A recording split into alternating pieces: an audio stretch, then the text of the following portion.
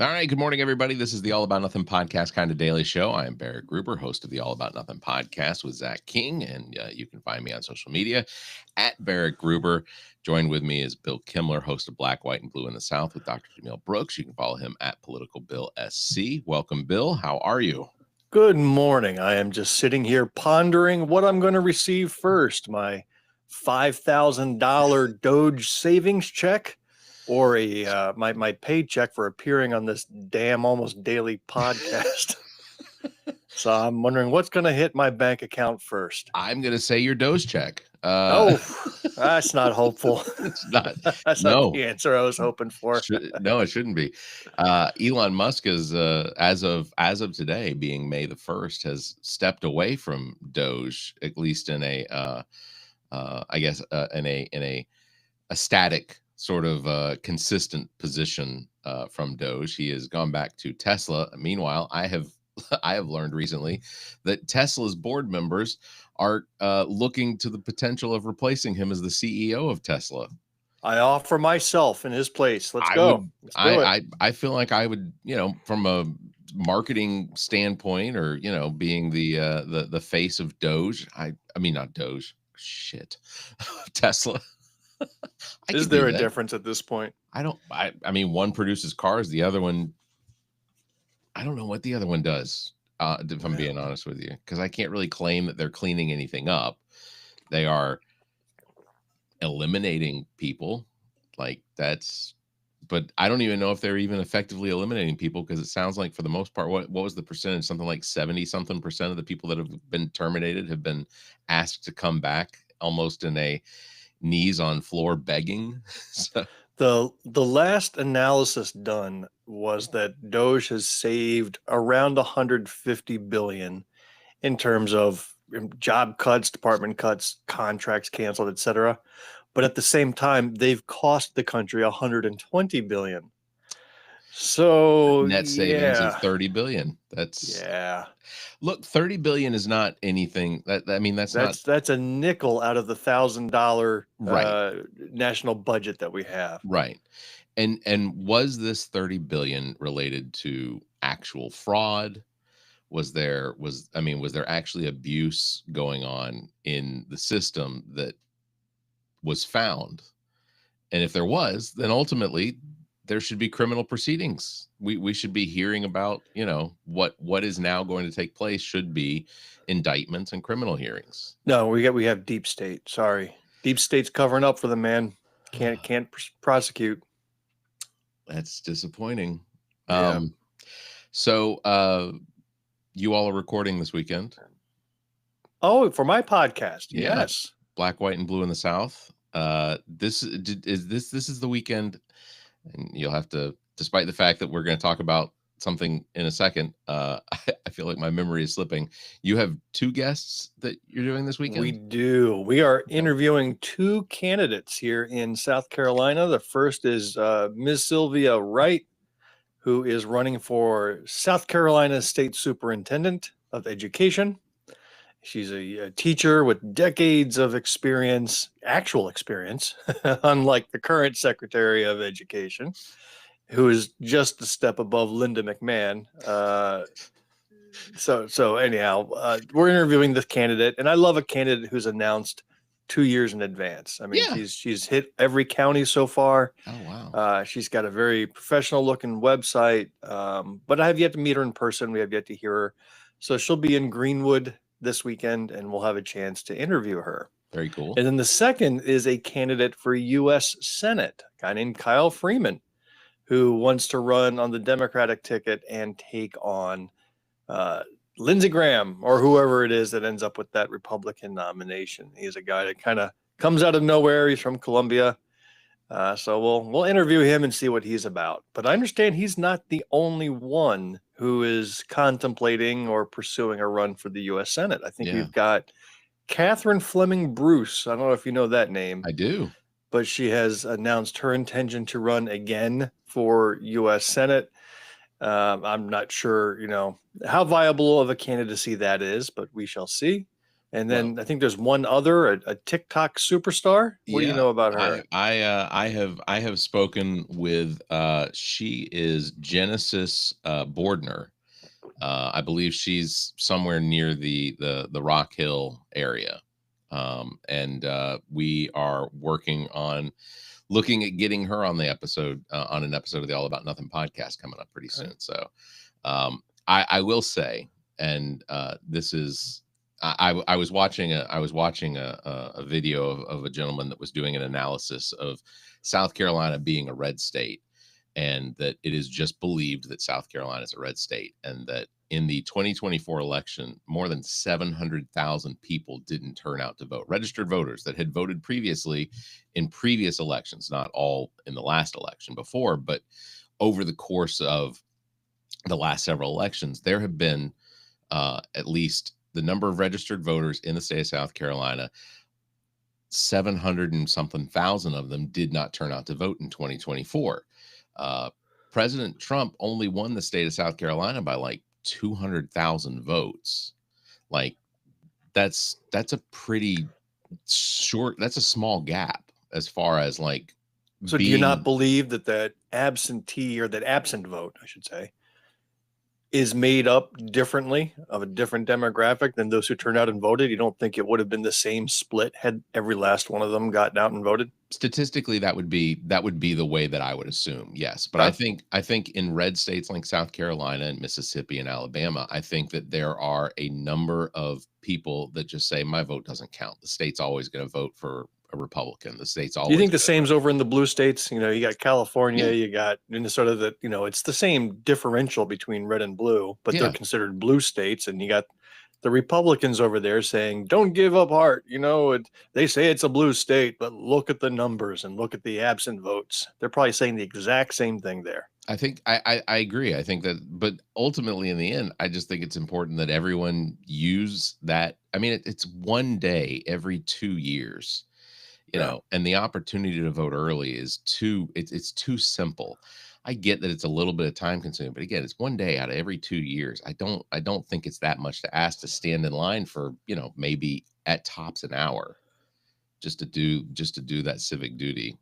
So, you know, I think that is going to also be one of my focuses for the 2026 elections is to ignore whatever preconceived notions that you have about what, you know, this state represents or who votes in this state or how much your vote doesn't count or does count or whatever, and just encourage people just to get out and vote regardless. You know, there are some countries that have mandatory voting Yeah. laws.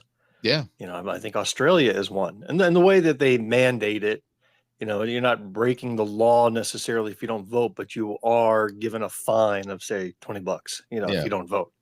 So it becomes a duty of every citizen to get out and vote. And I can be in favor of that. I think. What do you think? Do you think you want to force everybody to get out and vote, whether they're educated or not? So I look at voting the same as I do jury duty. Yeah. It is something that is, if you are a registered voter and you are of age, it is a requirement. And you can't, now there are exceptions, you know, if you have certain ailments or certain things that would prevent you from potentially being able to do jury duty, then you can present those as you do, like to the jury or to the judge or whatnot. So you could potentially get out of jury duty if that was necessary. But so I would look at voting as sort of the same thing. It's your civic duty. You are a citizen. You have this. There's a necessity for your participation. Therefore, if there was a fine, but then I think what would be great is if that fine got split among all of the potential parties, and knowing that part of your fine was going to finance the opposition to who you would have voted for, like that to me.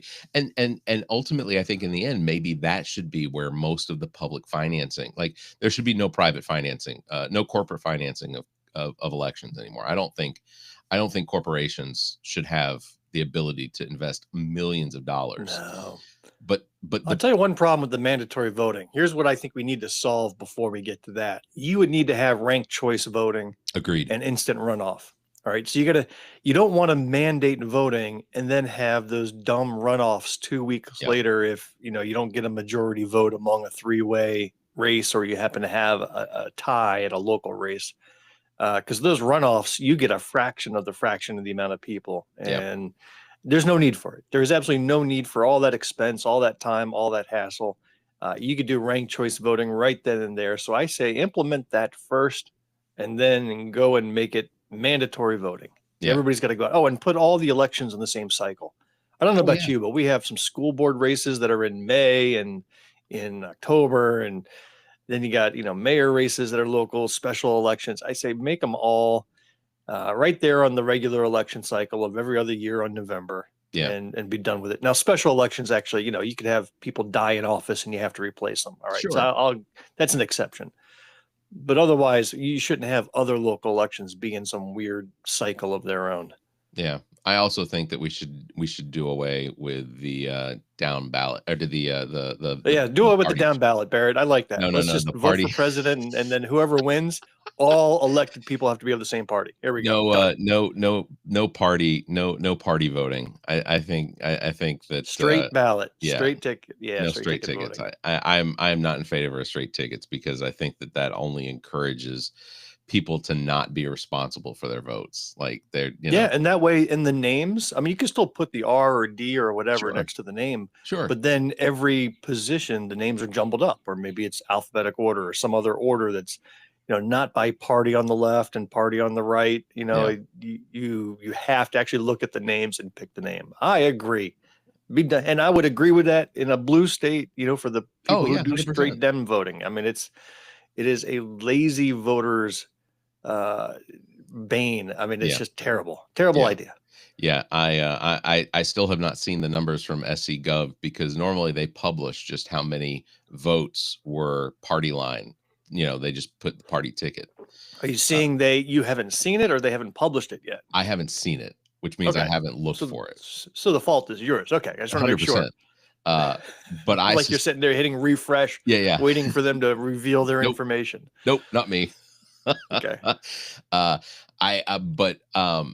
But I suspect that a number of the Democrats that lost across, if you were to take out those votes of just down party, just just voting the straight ticket, I think if you were to take those out, that we would have seen a lot more Democrats be maybe not elected, but a lot closer to what the actual reflection of the votes for them versus for their opponents. I think that would be something that maybe I ought to do. Or I know a guy that really loves looking at data, that has virtually nothing but time on his hands. He hosts a podcast, Black, White, and Blue in the South. What's his name? I wonder if you put the candidate's photo next to their name as well. Oh, how do you think that would affect the outcome? Because you do have, the low propensity voters, the low knowledge voters there, and maybe they're just picking on who they think looks the best or looks more representative. It's not like we don't have the technology. I mean, all the voting, at least in South Carolina and in most of the states, it's all electronic. I mean, you go into and do it on a ballot machine. We have that ability. Yeah, if somebody looked at a picture of Curtis Loftus versus whoever runs against potato him, they're gonna look at his picture and be like, oh, there's no way this guy doesn't belong in like an assisted living facility. So you've already introduced the subject. Have you heard the latest about Curtis Loftus?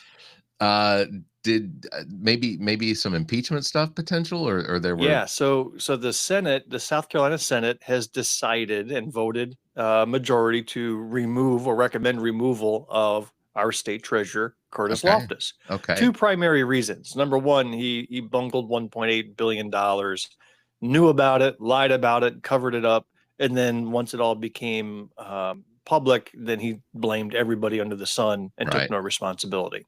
But then number two, and probably even worse, is that as this investigation got underway last summer and things got intense, he threatened to release the entire books of the South Carolina government online.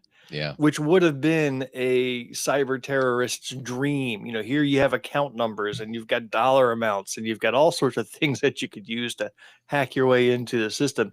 Curtis Loftus was this close to releasing it all because he was under pressure, and it took the governor, who was coming out of surgery, by the way, so he was doped up on anesthesia, and the head of SLED, which was the law enforcement arm of South Carolina government, to tell him not to release it. And it scared the living crap out of our legislators. So the Senate voted to say, hey, never been done before, that it's part of our Constitution.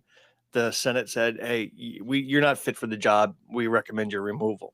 Yeah. And it takes 2/3 to do so. So there's a high bar to hit that. So now it's gone to the House. And the House says, nah, we're not interested. They Insane. decided not to take that motion up. There's only, now 7 days left in the legislative session before they've closed for the year. For the year. They don't come back until January. And they said, yeah, we're not going to focus on that right now. And Curtis Loftus gets a pass thanks to the State House. I know that sometimes they will have sessions after the actual session is ended, or they will extend the session based on potential bills that need attention, or there's a It's like the after party, right? You know, the party continues throughout the summer for special reasons. I wondered if this isn't going to be one. I see, because I don't see Governor McMaster, who usually is the one that pushes for special sessions, whether it be figure out the abortion thing or figure out this other thing. He hasn't weighed in at all on Curtis Loftus, which is an embarrassment to him as well. Like, he'll weigh in on other things, but this one, nah, go right ahead, lie about 1.8 billion, go ahead, threaten to release the books. We'll keep you in office. They have bro code, Curtis Loftus. I had a podcast episode titled, "What Does It Take to Get Fired from an Elected Position in South Carolina?" Like, what do you have to do? Great question. Yeah. I didn't have an answer. I couldn't come up with one. I'm constantly in shock of exactly what it is that South Carolina continues to, as far as the legislators. There was a day when, if you lie as blatantly as our current president does, you'd be removed from office. Oh yeah. Like, it'd be the biggest scandal in the world. But there was an interview with ABC recently. You want to talk about that? Yes, please. So first of all, the facts are that the gentleman, and I don't want to mispronounce his name, so I'll just say the gentleman from Maryland who was sent to the El Salvadorian prison. He is no longer in that prison. He has been moved to, based on reports that I saw yesterday, he has been moved to a low security prison, jail, basically, that because the El Salvadorian officials, the law enforcement officials, have not received any evidence to support that he is a member of MS-13, that he is a danger or a terrorist to El Salvador.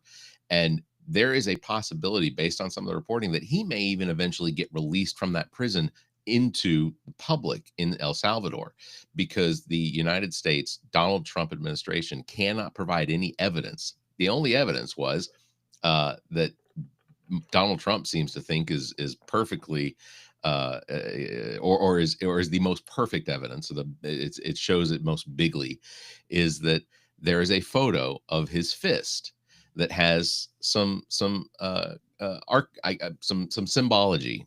Is that the right word? Symbology. But it's a marijuana plant. It's like a marijuana plant and a skull and a cross and then something else at the end. But basically these things, someone has decryptified them to say that means M is for marijuana, marijuana is for M, the skull is for S, and then the cross is 1, and then the last symbol is a 3. Well, what they did was, in Photoshop or in some photo editor, they literally wrote MS-13 above it.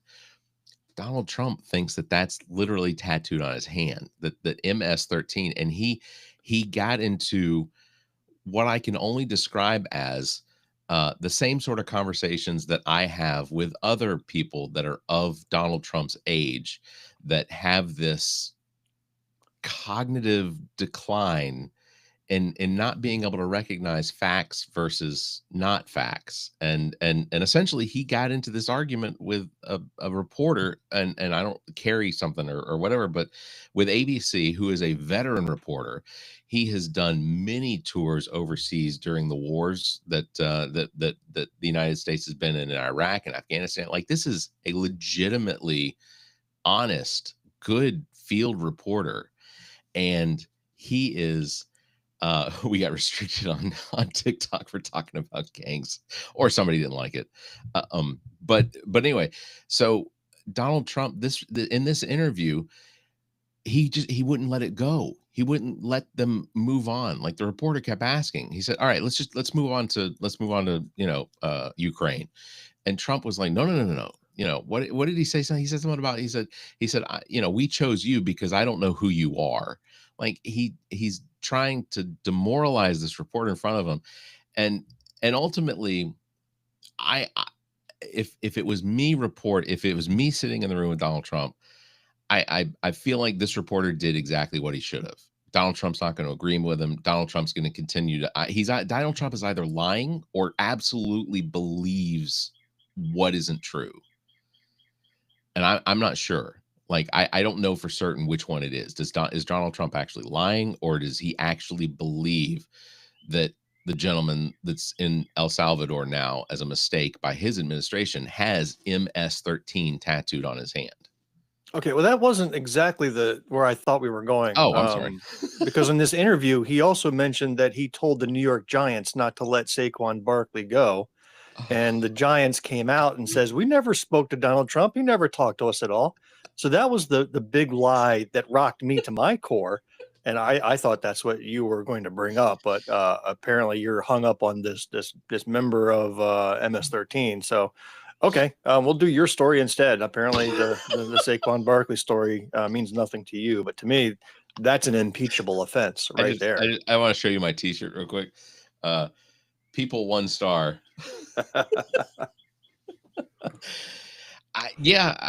Saquon Barkley, sure. No. Eagles, right? He's an Eagles? Yeah. He's an Eagle, Yeah. right? No, when the Eagles, I think half the team went up to the White House to celebrate their Super Bowl victory, and then he goes around telling everybody, "I told the Giants, I called them up and says, you hold on to that Barkley. You don't let him go. Now, I think what he did was he probably said that to the television and thought they heard him, because he thinks the people behind the screen are real live people that he can interact with. It explains a lot, by the way. It explains a lot. I told them this. I said this to them. Well, maybe he did, but they can't hear him through the TV screen. I'm genuinely curious. Do you think Donald Trump actually sits and watches any actual sports? Do you think he actually watches football or baseball? I think he watches golf. I think he plays golf more than he watches it. Right. I think he knows if he's not in it, why would he watch it? Right.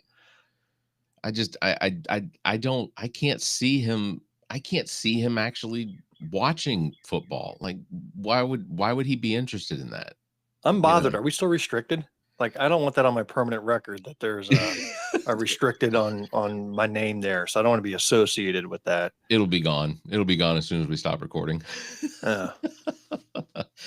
Yeah. No, I'm just dumbfounded by Donald Trump and how he responded to this reporter. Like, that's the other thing, is his administration, they know it's a reporter from ABC. And why is it, what is their goal? What are they trying to accomplish by inviting in a reporter from what he considers to be an illegitimate news source to sit down with an interview where I guess he gets to look like the strong man that's at the end of it, if it had gone really, really poorly, could he have asked Secret Service to arrest him? Do you have to give him some credit for going on anyway? I mean, imagine Joe Biden going on ONN, right, to do an interview. Do you think that ever would have happened, or you would have appreciated that? If Joe Biden had been invited to go on OAN, I think that he would have done it. I think that he would have. I think that he went on. He answered questions from Fox News. I mean, Ducey's son was in, what is his name? Peter Ducey. Yeah. He's in the press pool. But I mean, going on legitimately to one of these far right news networks. I mean, you've got the spokespersons like a Pete Buttigieg will go on, or Tim Walz will go on, and he'll talk to anybody, anytime, anywhere. But do you think our president would be served by going on what he considers to be enemy territory? And I wonder about that. I didn't see Kamala Harris doing that, right? No, She you're kind right. of stayed mostly in safe territories. She did a couple podcasts maybe, but She did. she never went on those extreme right networks. But here you do have Trump, who really doesn't care as long as he's on camera. He'll go on any network anytime, and he'll even complain about that network while he's doing the interview. Yeah. He also, no, and I don't disagree. I don't think it's for the, I think it's more of a self-serving purpose rather than the actual. He's not doing outreach. No, he's doing publicity. Yeah, this is him feeding his ego, because here's a time spot at 3:15 on a Tuesday afternoon, and I have it open because there's no golf on Tuesday. Golf doesn't start till Thursday. So have you given thought yet to running for office? I do give it pretty consistent thought, and I do have scheduled some conversations, not scheduled. I have some tentative scheduled conversations with some individuals that, honestly, from my perspective, I really want to work with David Robinson's campaign to see if we can get him against Joe Wilson, and maybe get that campaign, more. If Barrett Gruber was on the ballot this last election, I'd be talking to Representative Gruber right now. Wouldn't I don't know. Wouldn't I? It's hard to say, because RJ May still has, because ultimately I think all of what he got voted was straight party ticket. Like, there was no one really to run against him. What we saw was there was a write-in campaign. For those that don't know, the current House representative in Barrett's district is up on federal investigation for child pornography, which we should know what's going on with it by now. Like, they had told, Trump won, and now the DOJ is focused on DEI and other dumb things. So, actual investigations of actual crime is not important. You saw that when they released all the January 6th convicted criminals. Yeah. And they're not interested in that. So I think he got himself a golden ticket, and he made me free. Now, he's still quiet as a church mouse in the House. Like, he is not speaking in any committee meeting. He's not speaking aloud in any hearing.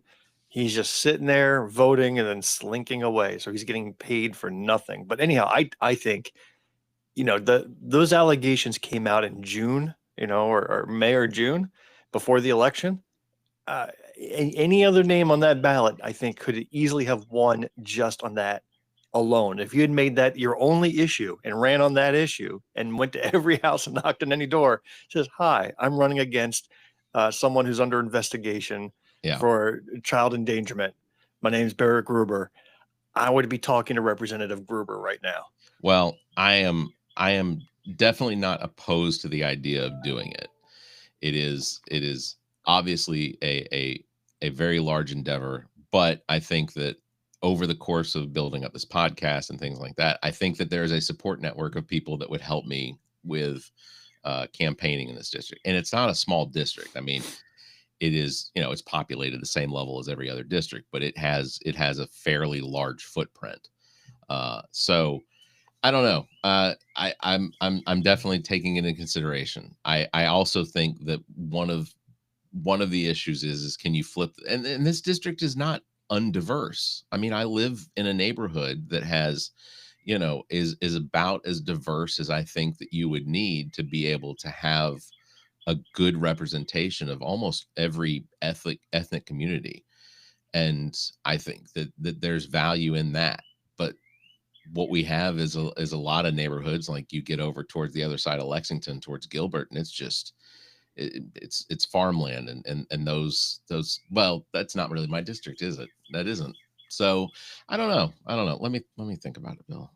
I know what you're doing. I mean, sometimes, I agree. If it had been a normal election, it would have been a tough battle, and you likely would have lost, just due to the demographics.